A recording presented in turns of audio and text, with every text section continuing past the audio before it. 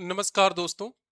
आज हम UP PCS GDC के अंतर्गत जो है कॉमर्स सब्जेक्ट में न सिर्फ एक क्वेश्चन लेकर उसके आंसर फॉर्मेट को देखेंगे, उसे लिखेंगे, बल्कि कुछ ऐसे मुश्किल प्रश्नों को भी देखेंगे जो आपके मन में चल रहा होगा, जो कि सभी कॉमन सभी के लिए होगा।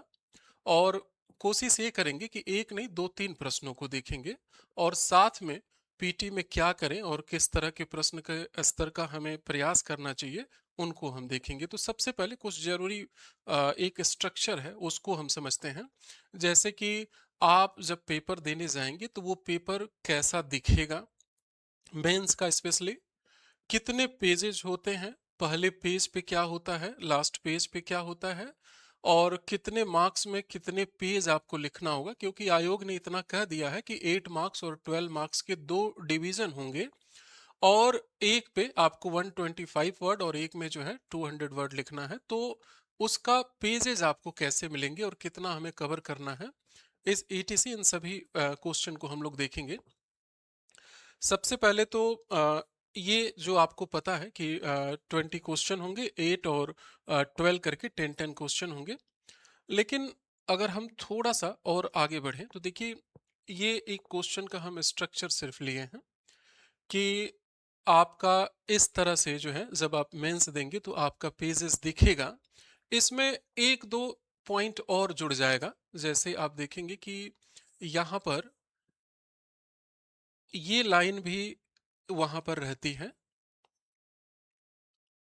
और यहाँ साफ साफ लिखा होता है इस वाले पोर्शन पे कि इस बॉक्स में आप कुछ भी ना लिखें। ये वाला जो बॉक्स होता है कि जो एग्जामिनर आपकी कॉपी चेक करेगा तो वो आपको मार्क्स देता है, या इससे रिलेटेड यदि किसी फीडबैक की जरूरत है आयोग को तो वो फीडबैक वगैरह यहाँ पर प्रेजेंट किए जाते हैं। ये हमारा जो पेज है वो इस फॉर्म में दिखेगा। अब हम आते हैं कि कितने क्वेश्चन के लिए, कितने मार्क्स के क्वेश्चन के लिए कितना पेज आपको मिलेगा। तो ये हमें पता है कि 8 मार्क्स के 10 क्वेश्चन होंगे और 12 मार्क्स के 10 क्वेश्चन होंगे। दोनों मिलाकर के 200 मार्क्स बनेंगे। इसके लिए जो वर्ड लिमिट है वो 125 है और इसके लिए जो वर्ड लिमिट है वो 200 वर्ड है। लेकिन ध्यान रखना है कि जो वर्ड की कैलकुलेशन होती है वो माना जाता है कि एक लाइन में हमारे 10 वर्ड होते हैं, 10 शब्द होते हैं। इस हिसाब से अगर हम इसे लिखना चाहें तो लगभग 12-13 लाइन में इसका आंसर हो जाएगा। लेकिन ऐसा आपको करना नहीं है। 12-13 लाइन अगर आप लिख के आते हैं तो आप पास नहीं होंगे, आप ये मान करके चलें। कमीशन जो आपको पेज देगा, जैसे मान लीजिए कि इस पर 8 मार्क्स लिखा हुआ है, तो इसके लिए आपको दो पेजेस देगा, यानी कि फर्स्ट पेज और सेकंड पेज, यानी ये फर्स्ट और वो सेकंड पेज, इस तरीके से।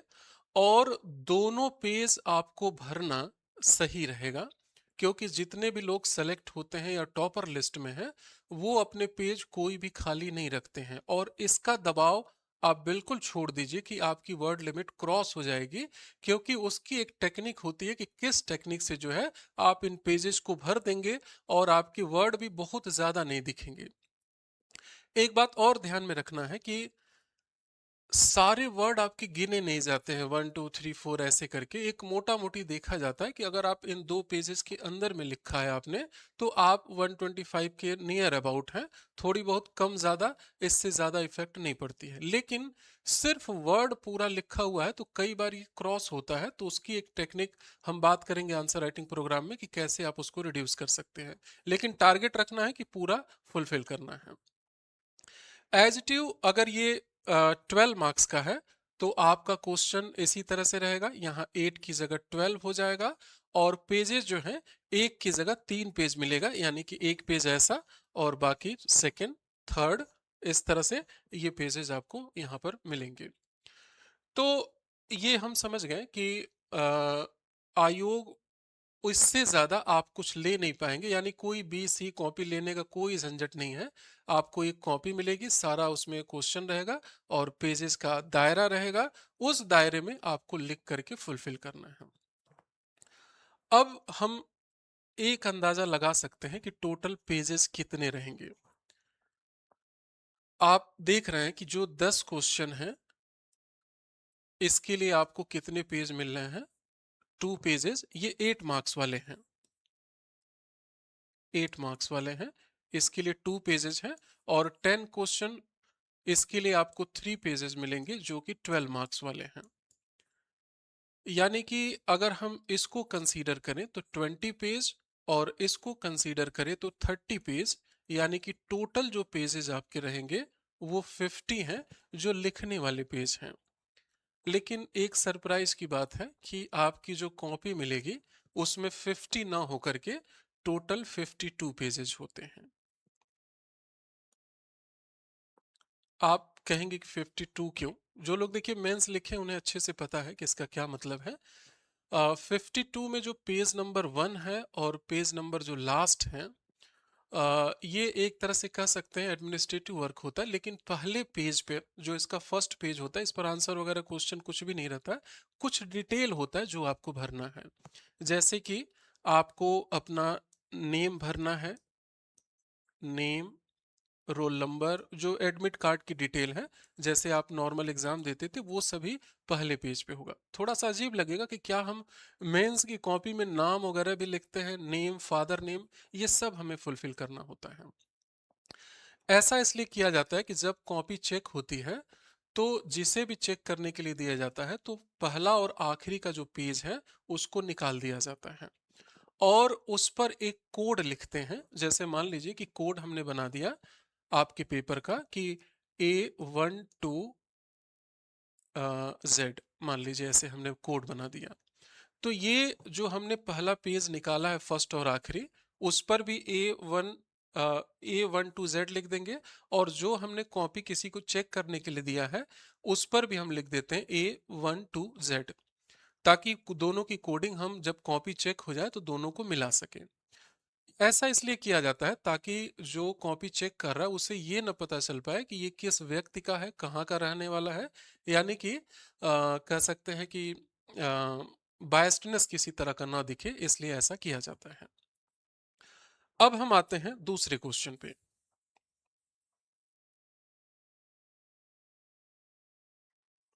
देखिए, जब चीज़ें पता होती हैं तो थोड़ा सा हम एक मेंटल जो प्रैक्टिस होती है वो भी करते रहते हैं। तो पेपर कैसा दिखेगा ये आपने देख लिया। वर्ड लिमिट आप अच्छे से, कमीशन ने खुद कह दिया है कि 125 वर्ड छोटे के लिए और 200 वर्ड बड़े के लिए, लेकिन आपको कंप्लीट भरना है 2 पेज एंड 3 पेज, यानी कि टोटल 50 पेज आप भर के आते हैं तो मान के चलिए कि संभावना बहुत अधिक रहती है। और यही चैलेंज हमें मेंस आंसर राइटिंग प्रैक्टिस में करना होता है, जिसके लिए हम बिल्कुल आखिरी में आज बात करेंगे कि वो 3-4 महीने की प्रैक्टिस नहीं होती कि हाँ पीटी निकले और फटाक से आप करें और फिर जो है आप सीधे पोस्ट को ले लें। तो थोड़ी वर्क हमें पहले करना होता है। क्वेश्चन जो आपको मिलेगा उसके कितने लेयर हो सकते हैं वो हम समझते हैं। जैसे मान लीजिए कि एक क्वेश्चन हमारे पास ये है कि what do you mean by cash flow statement, differentiate it with fund flow statement. देखिए, सबसे पहले तो ये देखिए क्वेश्चन मैंने लिया कहाँ से है। जो भी क्वेश्चन मैं लिया हूँ ये सब एथेंटिक है, ये यूपी पीसीएस का क्वेश्चन है। और आपको पता है कि पहले यूपी पीसीएस मेंस में कॉमर्स एज ए ऑप्शनल होता था, बहुत सारे लोगों ने लिया। और ये सब आंसर राइटिंग लिखने के दौरान जो है आप इसको देख सकते हैं कि वहाँ पर कई सारे क्वेश्चन, ये आपके सिलेबस में भी था तो एज इट इज मैंने वहाँ से लिया है इसको। एक और बात बहुत कम लोगों को पता है, जो लोग सिविल से नहीं जुड़े हैं, स्पेशली यूपी पीसीएस से, उन्हें नहीं पता होगा कि यूपी पीसीएस पीटी में पहले सब्जेक्ट का एमसीक्यू पेपर भी आता था। यानी कि एक टेस्ट जो है ये पहले जब अब चेंज हो चुका है कि 120 क्वेश्चन जो है ये आपके सब्जेक्ट का एमसीक्यू क्वेश्चन पूछा जाता था, और 100 क्वेश्चन जो है ये जीएस पूछे जाते थे। लेकिन बाद में इसको हटा दिया गया। लेकिन इस सब्जेक्ट का जो एमसीक्यू है वो अभी भी हमने रखा हुआ है, ये जो पहले पूछे जाते थे। तो इसकी संभावना है कि वो रिकॉर्ड कमीशन के पास भी हो और उनसे बहुत सारे प्रश्नों को रिपीट करें। तो वो हम पीटी वाले क्वेश्चन में इनबिल्ट करेंगे। लेकिन अभी मेंस में हम लेते हैं कि मेंस अभी हाल फिलहाल में 2018 में आकर के आप जानते हैं कि ये चेंज हुआ है, तो सॉरी 19 के बाद जो है ये चेंज हुआ है, तो तब तक अभी ये मेंस चल रहा था। तो ये 2019 का ही क्वेश्चन है जो एज इट इज मैंने लिया है। अब थोड़ा सा इसकी फॉर्मेट को देखते हैं। देखिए, नॉर्मली जो आंसर होता है वो थ्री पार्ट में हमें लिखना होता है। First intro, second body and third conclusion.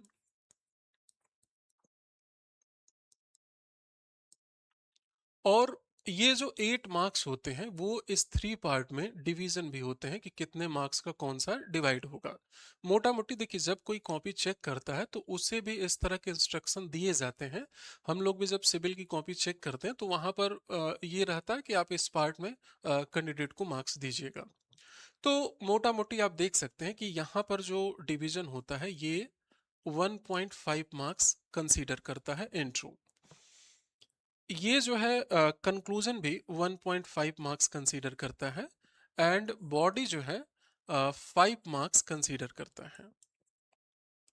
ये कहीं पर रूल लिखा नहीं है, लेकिन इसके अकॉर्डिंग आपकी कॉपियां चेक होती हैं, लेकिन रोल तीनों का बहुत ज्यादा है। आप ऐसा नहीं है कि किसी को कम कर दे तो सिर्फ आपका 1.5 ही नुकसान है, नहीं। रोल आप देखेंगे कि जब आप इंट्रो लिखते हैं तो इंट्रो का मतलब होता है कि वो इतना इफेक्टिव रहे कि एग्जामिनर आपकी पूरी कॉपी पढ़ने के लिए तैयार हो जाए। यानी कि पहले में ही अगर आपका ग्रेड बहुत डाउन चल रहा है तो वो ऊपर ऊपर की नजर से देख के आपको मार्क्स दे देता है। यानी कि ये इनवाइट टाइम होता है कि हम एग्जामिनर को पूरा रीड करने के लिए इनवाइट करें। वैसे तो पूरा पढ़ा जाता है, लेकिन आप समझ रहे हैं कि आप खुद कॉपी चेक करते तो किस तरीके से, कितने मन से ये कॉपी आप चेक करते। सेकंड, ये क्वेश्चन की डिमांड होती है, यानी कि जो कहा जा रहा है वो आप प्रेजेंट यहाँ पर कर रहे हैं। जैसे मान लीजिए कि इस क्वेश्चन में डिफरेंस हमें बताना है कैश फ्लो और फंड फ्लो के बीच में, तो वो कितना विधिवत आपने उसको प्रेजेंट किया है टू पार्ट्स में, या और भी जिस तरीके से एग्जाम्पल के फॉर्म में या कुछ पिक्चराइजेशन के फॉर्म में। देखिए, पिक्चराइजेशन का भी अच्छा रोल होता है, इसमें भी हम पिक्चर ला सकते हैं। तो इस पर 5 मार्क्स डिपेंड होता है। और कंक्लूजन क्यों जरूरी है? क्योंकि कंक्लूजन वो सीन होता है जिसको रीड करने के बाद तुरंत अब मार्क्स चढ़ाने वाला होता है एग्जामिनर, क्योंकि उसको रीड किया, मार्क्स चढ़ाया। यानी कि लास्ट मोमेंट पे हमारा प्रभाव इतना हो कि जो वो मान लीजिए कि किसी को 6 देने वाला था तो उसे वो 6.5 दे दे, इतने तक दे दे। या 3 दे रहा है तो 3.5 तक, यानी थोड़ा सा हम उसको और प्लस में ला सकते हैं कंक्लूजन के माध्यम से। और ये जो पॉइंट है ना, इसको हल्के में आप मत लीजिएगा, क्योंकि 0.5 अगर 20 क्वेश्चन में रीड करता है तो आप समझ रहे हैं कि ये लगभग 20 क्वेश्चन में ये 10 मार्क्स जो है कंसीडर करेगा। और 10 मार्क्स का मतलब होता है कि करीबन 50 कैंडिडेट की जो मेरिट होती है वो 10 मार्क्स को कंसीडर कर देता है। तो हल्का नहीं लेना, यानी कि पॉइंट पॉइंट पे जो है हमें काम करके चलना है। तो इस तरीके से ये जो डिवीजन है ये हमें दिखाई देता है। ठीक है, वेट, एक क्वेश्चन देखिए बीच में, मैं भूल ना जाऊं आपको यहाँ बताना है कि मैक्सिमम मार्क्स कैसे मिले, कितने मिले हैं, बल्कि फिर आप इसको कंसीडर कर लेंगे। ठीक है, तो अब हम आते हैं कि intro, body, conclusion, three parts में हमें अपने आंसर को रखना है। लेकिन सारे क्वेश्चन थ्री पार्ट में आप लिखें ये जरूरी नहीं है। कई बार हमें किसी खास क्वेश्चन में अलग से इंट्रो लिखने की जरूरत नहीं होती है। जैसे आप इस क्वेश्चन में देखेंगे कि what do you mean by cash flow statement. तो आप सबसे पहले कैश फ्लो को इंट्रोड्यूस करेंगे, बताएंगे, तो अपने आप में वो इसका इंट्रो हो जाएगा। यानी अलग से कुछ इंट्रो नहीं लिखना है, इसके आंसर में ही इंट्रो कंक्लूड हो जाएगा। ठीक है, अभी हम इसके आंसर को भी देखेंगे, पहले एक बार डिजाइन को समझ लेते हैं कि कैसे है। लेकिन कुछ क्वेश्चन ऐसे हैं जहां पर हमें इंट्रो अलग से लिखना है। एक क्वेश्चन हम लेकर देखते हैं जिससे कि थोड़ा सा और ज्यादा क्लियरिटी हो। हाँ, देखिए यहां से हम देख सकते हैं कि इस क्वेश्चन को, क्वेश्चन नंबर 8 का सेकंड पार्ट लेते हैं। देखिए पहले जो ये डिवीजन होता था मेंस में, ये 15 और 10 का होता था। अब इसको सेम वही पैटर्न रख करके इसे जो है 8 कर दिया गया है और इसे जो है 12 कर दिया गया है, सॉरी 12 कर दिया गया है। तो एक क्वेश्चन को लेते हैं, बेसिक जरूरत को समझते हैं। अब यहां पर देखेंगे कि why is the need of worker participation in management, यानी कि प्रबंध में श्रमिकों की भागीदारी की आवश्यकता क्यों है। Examine the present situation of worker participation in management in the context of India. Bharat के संदर्भ में श्रमिकों के प्रबंध में भागीदारी की वर्तमान स्थिति क्या है। यहाँ पर जो क्वेश्चन है ये 3 नहीं बल्कि 4 पार्ट में हो गया है। यानी कि यहाँ पर जब आप इंट्रो लिखेंगे तो आपको इंट्रो में ये बताना होगा कि participation of worker participation in management क्या होता है, what is worker participation in management. और ये जो मार्क्स होगा फिर हमारा 1 ना होकर के, देखिए मार्क्स जैसे 8 से 12 होगा, इंट्रो भी हमारा इंक्रीज हो जाता है, यानी कि ये 2 मार्क्स का इंट्रो हो जाता है। फिर नीड को आप प्रेजेंट करेंगे, यानी कि फर्स्ट पार्ट का क्वेश्चन है कि need of worker participation in management, and second है examine present situation of worker participation in management in context of India. यानी कि ये 2 पार्ट है, इनको हम बॉडी में रख सकते हैं। और लास्ट में आप कंक्लूजन जब रखेंगे तो कंक्लूजन भी हमारा 2 मार्क्स का हो जाता है। तो ऐसे सिचुएशन में ये जो बॉडी है ये 8 मार्क्स का होगा, जो कि 2 पार्ट्स में है। यानी कि फर्स्ट पार्ट में आपको नीड यहाँ प्रेजेंट करना है और सेकंड पार्ट में वर्कर पार्टिसिपेशन क्या है अभी राइट नाउ इंडिया में, इसको हमें प्रेजेंट करना है। तो इंट्रो हमें कहाँ पर लिखना है कहाँ नहीं लिखना है, ये क्वेश्चन की डिमांड बताती है। यानी कि मोटे तौर पर आप ये समझ सकते हैं कि अगर डायरेक्ट किसी का कॉन्सेप्ट डेफिनेशन इंट्रो पूछा जा रहा है तो वहां पर इंट्रो अलग से नहीं लिखना है। लेकिन डायरेक्ट किसी का बेनिफिट या किसी की लिमिटेशन या इस तरह की चीजें पूछी जाती हैं तो सबसे पहले उसे इंट्रोड्यूस करना जरूरी होता है। आफ्टर दैट आप अपने आंसर को कंसीडर करेंगे, यानी कि 3 पार्ट्स में ये सभी चीजें आप आगे गो थ्रू करेंगे। अब हम आते हैं थोड़ा सा कॉमर्स के बारे में, एक पॉइंट को लेके चलते हैं जिससे कि आपकी उस पर क्या अप्रोच रखना है वो क्लियरिटी आपकी हो जाए। जैसे सिलेबस देखिए सबने देख लिया है और मैं उस पर डिस्कस करके अलग से बातचीत नहीं करूंगा। सिलेबस आपके पास है और जो कमीशन ने दिया है वो बेहतर है, नहीं भी है तो आप बेहतर मान के चलिए। डिवीजन बिल्कुल सीधा है कि 10 यूनिट है और क्वेश्चन का लेवल 10 है, यानी कि 10 छोटे 10 बड़े, यानी कि हर यूनिट से एक क्वेश्चन बड़ा और एक क्वेश्चन छोटा पूछे जाने के चांस हैं। लेकिन ऐसा होगा नहीं, आप इसके लिए भी तैयार रहिएगा। 10 यूनिट है हमारे पास और 10 8 मार्क्स वाले और 10 12 मार्क्स वाले, 12 मार्क्स वाले, ऐसा होने की पॉसिबिलिटी हर यूनिट से। लेकिन ऐसा होगा नहीं, कई बार मतलब ऐसा एक यूनिट से मान लीजिए कि 2 छोटे और एक बड़ा क्वेश्चन बन जाता है अगर वो जरूरी लगा तो। और किसी यूनिट से हो सकता है कि सिर्फ एक लॉन्ग क्वेश्चन बने, या किसी से 2 लॉन्ग क्वेश्चन बने और किसी यूनिट से 2 शॉर्ट्स बन सकते हैं, 2 छोटे बन सकते हैं। मतलब कोई भी हेर फेर हो सकता है। अ, इसके चांसेस बहुत कम है कि कोई यूनिट पूरी तरह से स्किप कर दी जाए और किसी यूनिट से 4 पूछ दिए जाएं। इसकी पॉसिबिलिटी कम है, लेकिन 1 क्वेश्चन ऊपर नीचे ये हो सकता है। यानी कि अगर आप इस प्लान से हैं कि एक यूनिट ये बहुत ज्यादा टफ लग रही है, इसको हम स्किप करेंगे या बाद में देखेंगे, तो आप वैसे रेस से बाहर हो जाएंगे।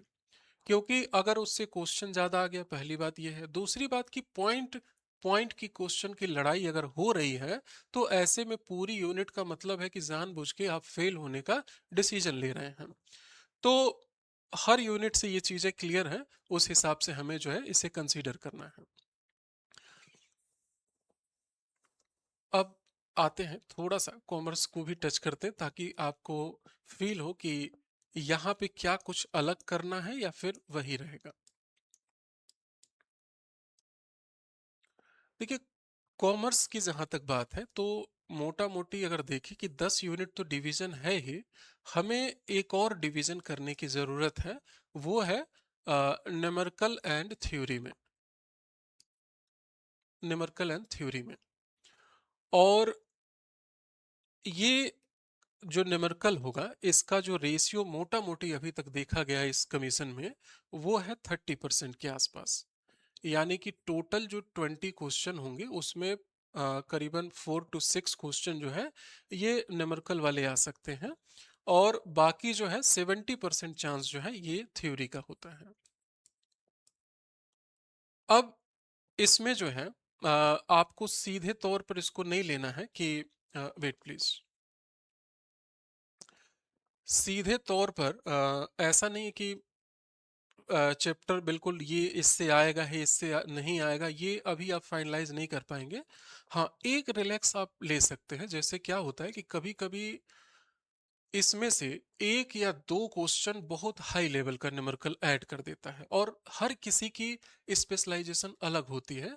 जैसे मान लीजिए कि किसी को कैश फ्लो तो ठीक है लेकिन फंड फ्लो नहीं आता, फंड फ्लो आता है लेकिन कैश फ्लो में अगर डायरेक्ट मेथड इनपुट हो जाए तो वो दिक्कत हो जाती है। या मान लीजिए कि फॉरफिटेड ऑफ शेयर में प्रॉब्लम है, या कोई और न्यूमेरिकल का ऐसा पार्ट है कहीं पर बहुत अच्छी कंडीशन है, कहीं पर उतनी अच्छी नहीं है, और जिसमें अच्छी नहीं है उसमें बहुत टफ पूछ दिया। तो एक या दो क्वेश्चन कभी कभी यहां से बहुत हाई लेवल का जब आ जाता है तो मेरिट आपकी थोड़ी सी डाउन हो जाती है। ऐसा नहीं है कि फिर सब लोग फेल हो जाएंगे। मेरिट तो देखिए कॉमर्स कैंडिडेट का ही बनेगा, जो लोग देने वाले हैं उन्हीं का बनेगा।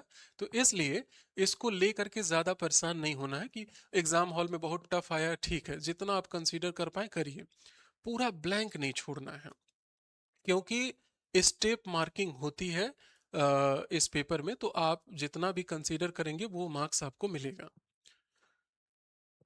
एक बात और यहाँ पे ध्यान रखनी है कि कई बार हमें कोई क्वेश्चन आया और पूरी तरह से आ रहा है, फिर भी हम पूरे मार्क्स नहीं ले पाते हैं। अभी पूरे वाले पे मैं बात करूंगा, लेकिन पहले इसका आंसर दे लेते हैं। पूरा मार्क्स नहीं ले पाते क्यों?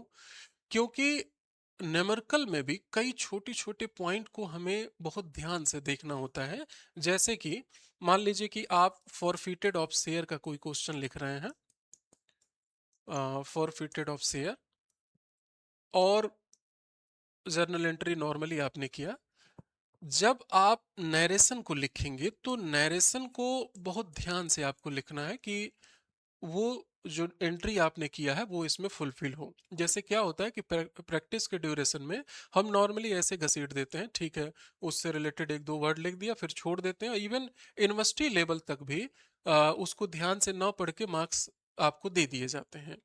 लेकिन यहाँ पर आपको रीड किया जाता है क्योंकि वो आपका एक ग्राफ है, आपकी इमेज है वो आंसर, इसलिए सभी पॉइंट को देखा जाता है। या मान लीजिए कि नॉर्मली हम current assets upon current liability जब हम पढ़ते हैं, जब आपको करंट रेशियो कैलकुलेट करना है तो सी ए अपॉन सी एल ऐसे लिख देते हैं। ये आपको पूरा लिखना है, छोटा नहीं। क्योंकि मेंस का रूल है कि आप शॉर्ट फॉर्म में वही वर्ड लिखेंगे जिसको आपने पहले लिखा है, और उसके आगे ब्रैकेट में आपने शॉर्ट फॉर्म प्रेजेंट कर दिया है। जैसे मान लीजिए कि इसी क्वेश्चन में कहीं पर आपने ऐसे लिखा था करंट एसेट्स, और आपने ब्रैकेट में लिख दिया सी ए। इसके बाद उस क्वेश्चन में कहीं पर भी आप सी ए लिख सकते हैं, उसकी दिक्कत नहीं है, लेकिन एक बार आपको पूरा लिखना है। फर्स्ट टाइम आप लिख रहे हैं तो आप उसको पूरा लिखिए, एज इट यू ये फॉलो होगा करंट लाइबिलिटी पे भी। या नॉर्मली मान लीजिए एक जर्नल एंट्री हम लेते हैं कि मोहन डेबिट, मोहन डेबिट। तो ये हमारी हैबिट में होता है डीआर को प्रेजेंट करना। ये भी शॉर्ट फॉर्म है, आप इसको पूरा डेबिट लिखें, ये ज्यादा ठीक रहेगा। ये पूरा Mohan debit, after that to जो जिसके रिलेटेड हो आप वो पॉइंट को कंप्लीट करेंगे। तो कहने का मतलब है कि हम ऐसे प्रश्नों में जहां हम मैक्सिमम मार्क्स ले सकते थे, हमें वहां से एक नंबर भी कम नहीं करना है, आधे नंबर नहीं कम करना है, क्योंकि फिर वो आधा आधा जोड़ करके जो है हमें पचासों कैंडिडेट से आगे निकाल देता है। चलिए अब हम आते हैं मैक्सिमम मार्क्स कितने मिल सकते हैं, इसको लेके चलते हैं।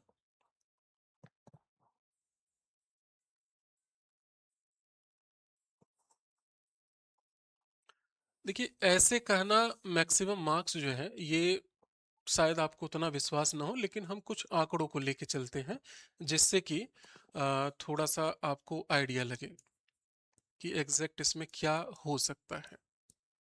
मैक्सिमम मार्क्स, देखिए दो डेटा है हमारे पास। एक तो ये है कि 2019 तक जब मेंस होता था तो वहां पर जो टोटल मार्क्स होते थे वो 300 होते थे, जब हम सब्जेक्ट में देते थे 300। तो इसमें जो मैक्सिमम मार्क्स मिला है वो शायद मुझे लगता है कि कैलकुलेशन में आपको दिक्कत होगी, लेकिन फिर भी जरूरत रहा तो हम आगे बात करेंगे कि इसमें किसको कितने मार्क्स हाईएस्ट मिले थे। रिसेंट में क्या हुआ कि यूपी पीसीएस ने इस सिनेरियो को हटा दिया और अब जीएस करके पेपर कर लिया, और जीएस में जो है 200 की पेपर कर दिया। जैसे आपका ये पेपर है एज इट इज सिनेरियो में उसने 6 पेपर कर दिया है, 1 से लेकर 6 पेपर। और इसमें जो सबसे हाईएस्ट मार्क्स गया है वो पेपर थर्ड में गया है, यानी कि इसकी पेपर थर्ड में, और वो मार्क्स कितने हैं, 135 आउट ऑफ 200। ये ध्यान रखिएगा ये टॉपर का है और वो भी अब तक का रिकॉर्ड है, यानी अब तक इतना कोई पहुंचा नहीं है। उन्हें शायद डीएसपी की पोस्ट मिली थी। यानी मोटा मोटी अगर हम ऐसे कंसीडर करें कि कितने परसेंट ये मार्क्स हो रहे हैं, तो ये हमारा बन रहा है अप्रॉक्स, मुझे लगता है कि 65.25 ऐसे कुछ करके है, यानी 65% के आसपास जो है हम इसको लेके चलते हैं। इतना टोटल मार्क्स है, देखिएगा ये टोटल है। इसका मतलब ये हुआ कि किसी में उनको 80% तक मार्क्स मिले होंगे और किसी में 50-60 तक मिला होगा, 50 to 60। और अगर हम 80 कंसीडर करें, यानी कि 8 मार्क्स वाले में ये मोटा मोटी हम निष्कर्ष निकाल सकते हैं कि करीब करीब 6.5 नंबर तक जो है एक कैंडिडेट को हाईएस्ट मिल जाता है। यानी कि यहां तक आप आ सकते हैं अगर आपने बहुत सिस्टमेटिक लिखा है। सिस्टमेटिक, आप समझ रहे हैं सिस्टमेटिक का क्या मतलब है, कि आपका इंट्रो इफेक्टिव हो, आपकी बॉडी में वो सभी इंफॉर्मेशन आपने प्रेजेंट किया है जो क्वेश्चन की डिमांड है, एंड थर्ड कंक्लूजन इस तरह से मोटिवेट करके हो कि जो पॉजिटिवली उस बॉडी को कंसीडर करते हुए आपके आंसर को फुलफिल करें। तो अगर ऐसा है तो आप 6.5 तक ला सकते हैं। यानी मोटा मोटी देखिए ये तो हाईएस्ट है ना, लेकिन एक नॉर्मल कंसीडरेशन माना जाता है कि अगर आपके 100 या 100 प्लस रहते हैं तो फाइनल सिलेक्शन के चांस बढ़ जाएंगे। ये मैं फाइनल की बात कर रहा हूँ। अगर आपके 100 प्लस रहते हैं, इस बिहाफ पे मैं बता रहा हूँ। और कुछ जो पहले जो एग्जाम हुए 300 उस मार्क्स के बिहाफ पे भी बता रहा हूँ कि अगर 100 प्लस रहें तो आपके सिलेक्शन के चांस बहुत अधिक हो जाएंगे फाइनल सिलेक्शन के, नॉट फॉर इंटरव्यू कॉल।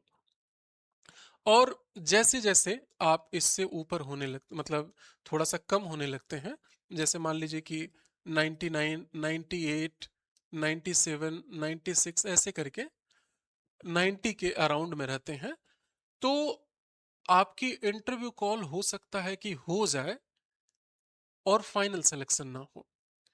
लेकिन अगर इससे ऊपर रहते हैं तो फाइनल सिलेक्शन के चांस बढ़ने लगते हैं। ये हम जनरल कैटेगरी को कंसीडर करके बात कर रहे हैं। इसी के अकॉर्डिंग अगर आप ईडब्ल्यूएस हैं या ओबीसी हैं तो आप जानते हैं कि आपको जो रिजर्वेशन है वो फाइनल में मिलेगा। तो ऐसे में क्या है कि आपको कम से कम मेंस में 102 3 मतलब 3-4 मार्क्स आप ज्यादा रहेंगे तो अ, संभावना वहां पर ज्यादा बनेगी।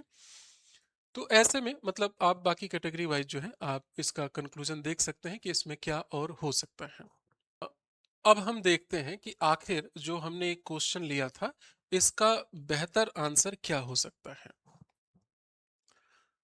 इसका जो है अभी 2-3 वैसे हम लोग कंसीडर करेंगे, लेकिन मोटा-मोटी तौर पे देख सकते हैं कि किस तरह से हम कर सकते हैं। देखिए, बेहतर आंसर तो एग्जैक्ट बेहतर होता ही नहीं है, लेकिन हमें बस ये करना है कि कंपैरेटिवली दूसरे लोग जो आंसर लिखे उनके कंपेयर में हमारा जो कॉपी है वो बेस्ट दिखे। क्योंकि एग्जामिनर को एक बार में, जैसे वहां बड़ा सा एक हॉल है कह सकते हैं, करीबन 200 टीचर एक बार बैठ करके कॉपी चेक कर सकते हैं। तो वहीं पर अलग अलग सब्जेक्ट के एक्सपर्ट को बुला करके और सारी कॉपियां दे दी जाती हैं। किसका कॉपी है नहीं पता होता है, क्योंकि पेपर वन फर्स्ट पेज जो है वो निकाल दिया गया रहता है। अब मान लीजिए कि किसी टीचर को एक बार में ऐसे हम 25-30 कॉपियां देते हैं चेक करने के लिए। तो वो क्या करता है कि चेक करेगा, फिर देखेगा कि इसने तो और अच्छा लिखा है, ये तो उससे भी बुरा है, ये और बेहतर है, तो कंपैरेटिवली वो मार्क्स का डिवीजन करता है। एक तो रेंज लेके आता है कि इस बीच में हमें देना है, लेकिन आफ्टर दैट वो रेंज कंपेयर करके डिसाइड करता है। और एक आध लोगों से मेरी ऐसे इनडायरेक्ट बात हुई, जो लोग ऐसे कॉपियां चेक करते हैं, तो उन्होंने कहा, मतलब जो आयोग में है, यहाँ पर तो बहुत हम लोग खुद चेक करते हैं। तो उन्होंने ये बताया कि हम स्टार्ट में मार्क्स नहीं देते हैं। ये बहुत हद तक ठीक भी है। जैसे 3-4 कैंडिडेट का हमने कॉपी चेक कर दिया, जो टिक करना है टिक कर दिया, जो कट करना है कट कर दिया, जो उसने गलत लिखा उसको हमने इंडिकेट कर दिया। लेकिन मार्क्स जब हम ऐसे 4-5-6 कॉपियां देख लेते हैं, तब पता चलता है कि कैंडिडेट के स्टैंडर्ड क्या है। देन हम मार्क्स चढ़ाना स्टार्ट करते हैं, फिर लास्ट तक वो चल जाता है। यानी कि आपको क्या करना है कि बहुत बेहतर अपनी तरफ से करना है, ताकि दूसरे के कंपेयर में हमारा मार्क्स ठीक हो, हमारा प्रेजेंटेशन ठीक हो, हमारे जो कंटेंट्स हैं वो ठीक हो, एटीसी। चलिए, अब इसका एक थोड़ा सा मॉडल आंसर हम लेने की कोशिश करते हैं कि इसको कैसे हम लिख सकते हैं कि what do you mean by cash flow statement, differentiate it with fund flow statement. यानी कि कैश फ्लो स्टेटमेंट ऑलरेडी पूछ दिया है, तो हम इंट्रो में उसको ले सकते हैं। तो देखिए, इंट्रो भी मैं दो आपको दिखा रहा हूं कि दोनों में से हम किसको ले सकते हैं, फिर फाइनल पे पहुंचेंगे।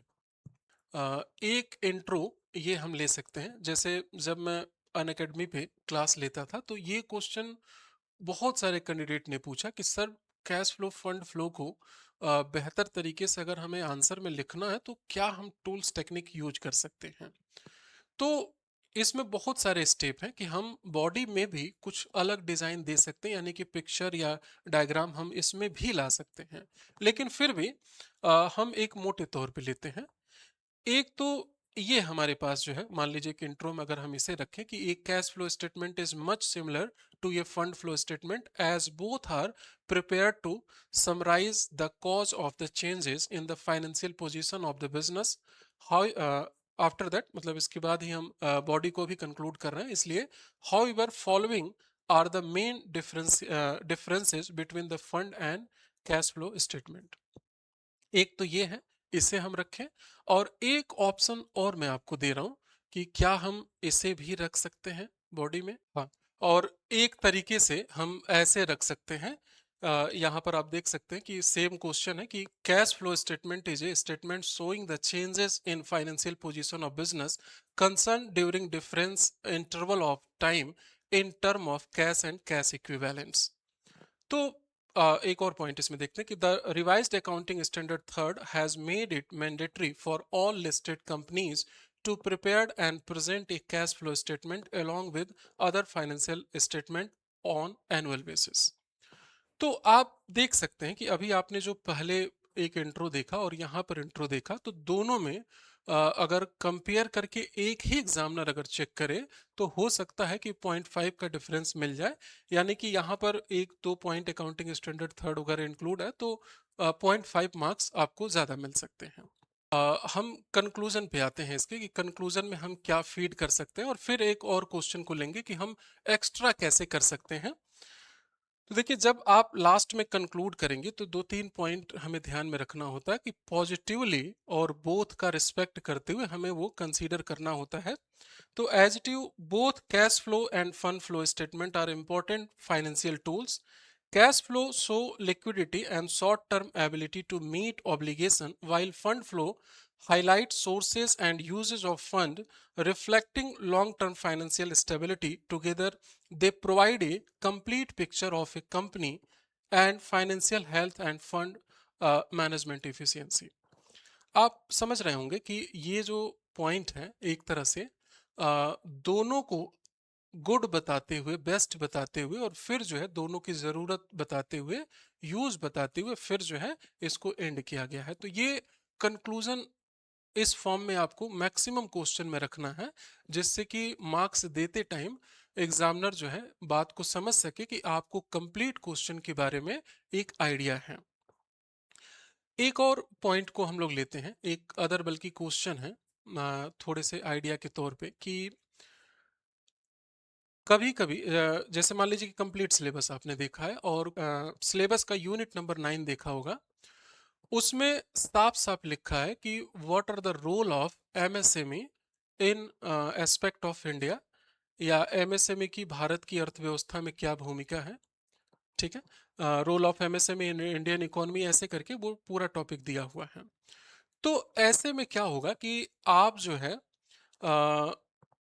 उसके बारे में जो इंट्रो है, कंक्लूजन है, वो तो लिखेंगे ही, बॉडी पूरा पार्ट लिखेंगे।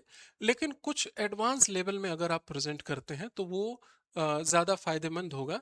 जैसे मान लीजिए कि अ, एक तरह से आपने बीच में रखा रोल ऑफ एमएसएमई। ये ऑलरेडी क्वेश्चन की डिमांड है और हम अभी बॉडी पार्ट में लिख रहे हैं, इंट्रो कंक्लूजन की बात नहीं कर रहे हैं। तो आप ऐसे बीच में लिख करके आप चाहें तो ऐसे एरो में इसके पॉइंट को डिजाइन कर सकते हैं कि अच्छा ये भी है, ये भी है, ये भी है, etc। जैसे मान लीजिए एग्जांपल के तौर पे कि 36 मिलियन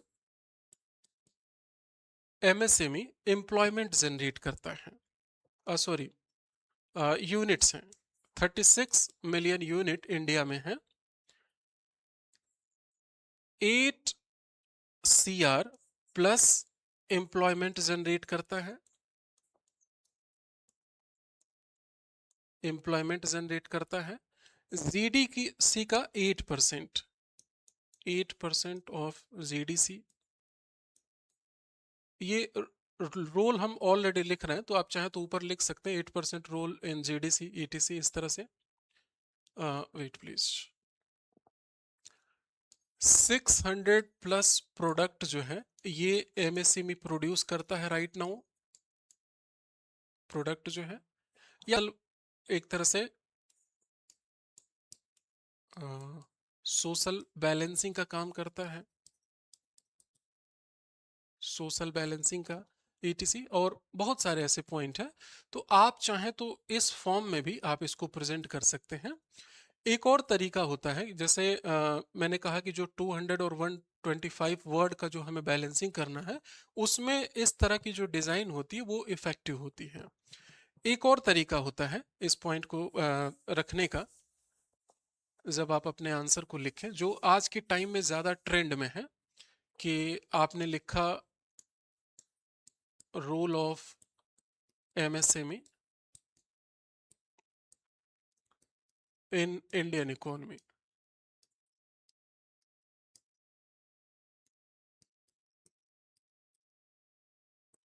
आपने हेडिंग लिखा तो इसको जो कंसीडर किया जा रहा है वो ऐसे, मतलब इस फॉर्म में आपकी डिजाइनिंग हो जाती है। ये आपको थोड़ा सा बचकाना रहे, लेकिन आजकल इस ट्रेंड का यूज किया जा रहा है ताकि हमारा कम वर्ड में भी पूरे पेजेस वहां पर फुलफिल दिखें। और एक और तरीका होता है, वो जैसे जैसे आप आंसर लिखेंगे तो वो चीजें आपके पॉइंट में आती जाएंगी। जैसे मान लीजिए कि क्वेश्चन आ गया कि what are the challenges and how can we reform, किसी भी ऐसे मैटर का। तो यहाँ पर हम 2 पार्ट्स में डायरेक्ट भी इसको कंक्लूड कर रहे हैं। जब 8 मार्क्स में ऐसे क्वेश्चन आते हैं तो यहाँ पर एक पार्ट में हम चैलेंजेस को इंक्लूड कर देते हैं और एक पार्ट में यहाँ पर रिफॉर्म को हम ऐड कर देते हैं। डायरेक्ट चैलेंज ये और इसका रिफॉर्म ये। इससे क्या होता है कि जो एग्जामिनर कॉपी चेक कर रहा है वो 2-3 बातें कंसीडर करता है। एक तो ये है कि इजीली उसको जो क्वेश्चन की डिमांड है वो मिल जा रही है कि एक तरफ चैलेंजेस हैं और एक तरफ जो है उसका सॉल्यूशन है। दूसरा जो पार्ट होता है वो ये है कि आपको उस टॉपिक की अच्छी समझ है, ये भी बात पता चल जाती है। जो लीगल एस्पेक्ट है वो हम यहाँ पर इंक्लूड कर सकते हैं और हमारे लिए भी आसानी होती है कि जब इस तरह के चैलेंज है तो इसका उपाय ऐसा होना चाहिए। जैसे मान लीजिए कि आपने किसी प्रॉब्लम को लिखा कि यहाँ पर करप्शन है, एक प्रॉब्लम करप्शन को हमने ऐड किया, तो करप्शन डील करने की क्या पॉइंट हो सकते हैं। आप टेक्निकल यूज यहाँ पर ऐड कर सकते हैं कि टेक्निकल यूज हम यहाँ पे कर सकते हैं। साथ में आप किसी टेक्निकल यूज का नाम रख सकते हैं, किसी ऐप का नाम जो गवर्नमेंट हो, ईटीसी। जैसे मान लीजिए अभी संचार ऐप चल रहा है तो आप उस तरह की चीज़ों को ऐड कर सकते हैं। तो कहने का मतलब है कि ये हमारे लिए भी आसानी होती है, हमारे समझ के लिए आसानी होती है, एग्जामिनर को समझने में इजली होता है, सभी चीज़ें इजली वहाँ पर वैल्यूएबल हो जाती हैं और हमें अच्छे मार्क्स मिलते हैं। ऐसे बहुत सारे छोटे बड़े स्टेप हैं जो हमें यहाँ पर फॉलो करना होगा अपने रिजल्ट तक पहुँचने के लिए। अब बिल्कुल आखिरी में हम आते हैं कि इसके लिए क्या प्रैक्टिस वगैरह हम करें, जो हमने प्रोग्राम अभी स्टार्ट किया है। मैं पहले भी आपसे कहा था कि अगर आप इस बात के लिए हैं कि पहले मेंस पीटी पास हो जाए फिर मेंस करेंगे, तो फिर आप बस मेंस देंगे, फाइनल सिलेक्शन तक नहीं पहुंच पाएंगे।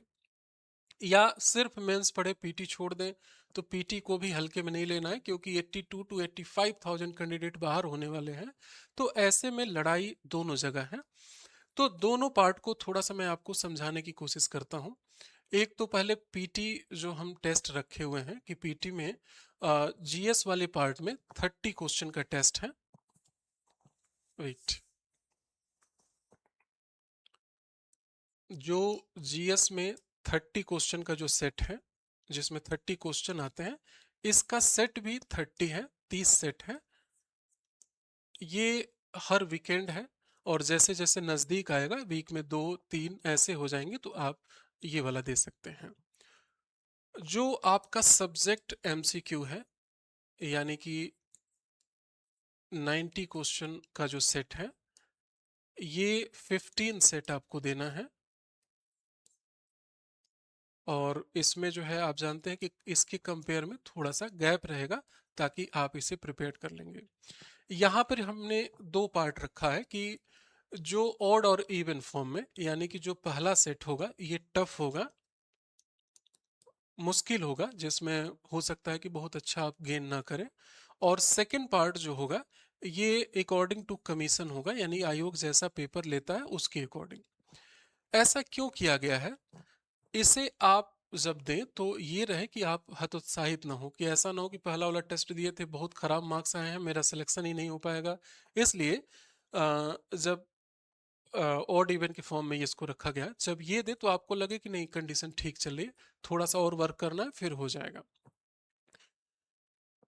इसे इसलिए रखा गया है क्योंकि हर किसी का एक लिमिटेशन होता है। जैसे मान लीजिए कि 90 क्वेश्चन में अगर अभी आप पेपर दें तो हो सकता है कि बड़े आराम से आप 50 पहुंच जाएं, या कोई 40 पहुंच जाए, कोई 45 पहुंच जाए, एटीसी।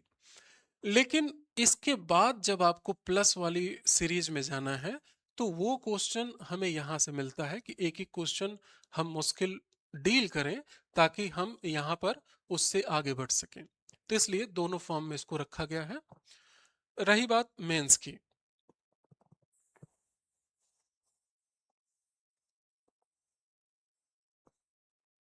तो मेंस में जो है टोटल वैसे तो हमने 40 टेस्ट रखा है। और मेंस में स्पेशली इस सब्जेक्ट में क्या है कि कैंडिडेट को आंसर राइटिंग करने का ज़्यादा प्रैक्टिस नहीं है। कुछ लोग हैं जो सिविल से जुड़े हुए हैं, वो करते हैं, लेकिन मैक्सिमम ऐसे हैं जिन्होंने कभी इस फॉर्मेट में लिखा नहीं है। तो इसलिए इसको 3 पार्ट में हमने रखा है। एक तो सबसे पहले जो थर्ड पार्ट है, इसे हम समझते हैं। इसमें 20 क्वेश्चन का जो सेट होगा, ये 10 सेट होगा, ताकि आप एक अंदाज़ा लगा लें, ये आखिरी में चलेगा कि कितने क्वेश्चन आप अटेंड कर पा रहे हैं, कहाँ तक पहुँच पा रहे हैं, क्या प्रॉब्लम आ रही है, सारे डील कर पा रहे हैं कि नहीं कर पा रहे हैं, एटीसी। जो सेकंड स्टेज है, इसमें 10 क्वेश्चन का जो सेट है, इसमें 10 सेट होंगे, यानी इस तरह से कंसीडर करेंगे तो टोटल 30 सेट हो जाएंगे, सॉरी 20 सेट। और जो फर्स्ट है, इसमें फ्लेक्सिबिलिटी रखा गया है। वैसे तो 1 क्वेश्चन का हमने ये टेस्ट रखा है, लेकिन इसमें 20 टेस्ट हैं। और ये इसलिए है ताकि एक क्वेश्चन आपको स्टार्ट करने में ज़्यादा दिक्कत नहीं होगा। जब आपको लगे कि 2, 3, 4, 5 क्वेश्चन करने के बाद कि नहीं, आप एक से ज़्यादा क्वेश्चन आप कर सकते हैं, तो आप 2 टेस्ट भी एक साथ लिख सकते हैं। जैसे मान लीजिए कि 5, 6 आप एक ही दिन में कर लिए, या 3 क्वेश्चन आप एक बार लिख पाएँ। मतलब धीरे-धीरे अपनी स्पीड यहाँ पर बढ़ा सकते हैं, विद प्रैक्टिस, या कह सकते हैं कि विद लॉजिकल पॉइंट के साथ, ठीक है? धीरे-धीरे फिर आप यहाँ तक पहुँच पाएँगे, इस 20 सेट तक जो है। बिल्कुल आखिरी में आते हैं कि इन सब के लिए जुड़े कैसे। तो आप किस में जुड़ना चाहते हैं, PT mains, interview, MCQ question, ETC. आप बस जो नंबर आपको दिया गया है नीचे जो है आपको दिख रहा है, इस पर आप व्हाट्सएप मैसेज कर सकते हैं कि आप इस सब्जेक्ट में जुड़ना चाहते हैं। थैंक यू सो मच आप सभी का।